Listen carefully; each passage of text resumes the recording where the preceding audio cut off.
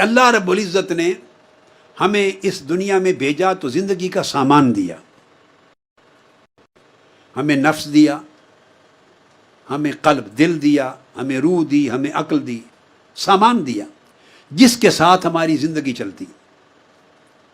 کچھ چیزیں نفس کے ذریعے ہوتی ہیں، کچھ چیزیں قلب کے ذریعے، کچھ روح کے ذریعے، عقل کے ذریعے۔ جسم آیا تو جسم تو خاک میں چلا جائے گا، باقی چیزیں اللہ کے ہاں چلی جائیں گی۔ جب آپ قبر میں رکھیں گے میت کو تو جسم خاک سے آیا تھا اور خاک میں چلا جائے گا، مل کے گھل کے ختم ہو جائے گا۔ روح اللہ کی طرف سے آئی تھی، اللہ کی طرف جانی۔ آپ ایک روح پر ہی کنسنٹریٹ کر لیں نا تاکہ آپ کو سمجھنا آسان ہو جائے۔ جسم اور روح دو چیزیں ہیں۔ جسم آپ آنکھوں سے دیکھتے ہیں، آپ مٹی میں رکھاتے ہیں، مٹی میں مٹی ہو جاتا ہے، ایک عرصے کے بعد ختم ہو جاتا ہے، خاک بن جاتا ہے۔ روح نہیں خاک ہوتی، روح اللہ کے ہاں چلی جاتی۔ تقویٰ کا معنی یہ ہے کہ اللہ رب العزت چاہتا ہے میرے بندے، جب میں نے تجھے دنیا میں بھیجا تو نفخت فیہ من روحی، میں نے اپنی طرف سے روح دی تھی، تمہارے اندر روح پھونکی تھی، میں نے تمہیں روح دی۔ تقویٰ یہ ہے کہ جو جس حال میں میں نے تمہیں روح دی اسے حال میں مجھے واپس لوٹا۔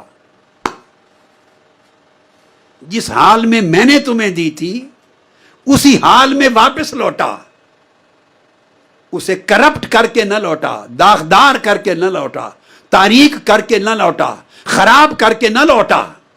جس طرح روشن، منور، مزین، پاکیزہ، طاقتور میرا ذکر کرتی، چمکتی دمکتی روح میں نے تیرے اندر ڈالی تھی، میرا سامان یعنی میری روح جو تجھے دی، مجھے جب تو لوٹائے تو اسی حال میں لوٹا جس حال میں میں نے تجھے دی تھی۔ جو بندہ اس روح کے اس حال کو اسی طرح برقرار رکھے جس حال میں اللہ سے لی تھی، اسی حال میں پلٹائے، یہ روح تقویٰ ہے، یہ تقویٰ ہے۔ اب اس کی مثال دیتا ہوں۔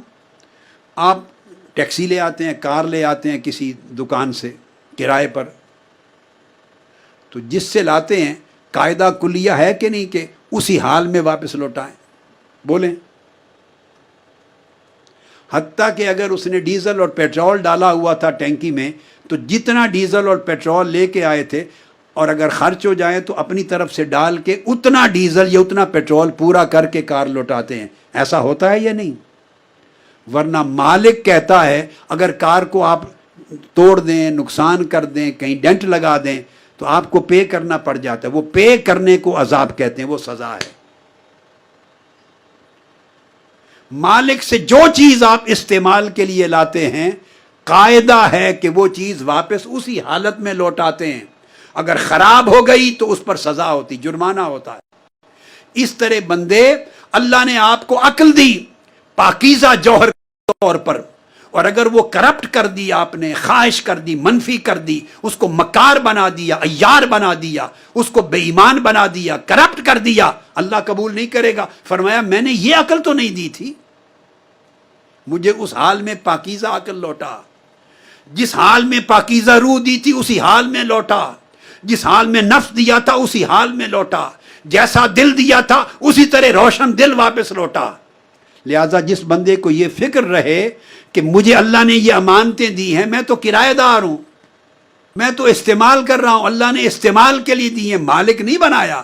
اگر ہم مالک ہوتے تو جیسے چاہتے مس یوز کرتے، کوئی پوچھنے والا نہیں تھا، مگر ہم تو کسی شے کے مالک ہی نہیں ہیں۔ ہمیں تو امانت دی ہے استعمال کرنے کے لیے، مالک تو مولا ہے، جس نے دیا اسی کو جانا۔ یہ معنی ہے اس جملہ قرآنی کا انا للہ و انا الیہ راجعون، اس کا یہ معنی ہے۔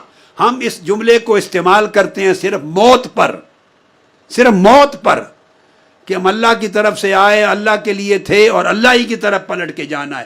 ہم نے استعمال موت کے ساتھ کر دیا ہے، نہیں، اگر موت سے نکال کر اس کو زندگی پر استعمال کر دیں تو تقویٰ نصیب ہو جائے۔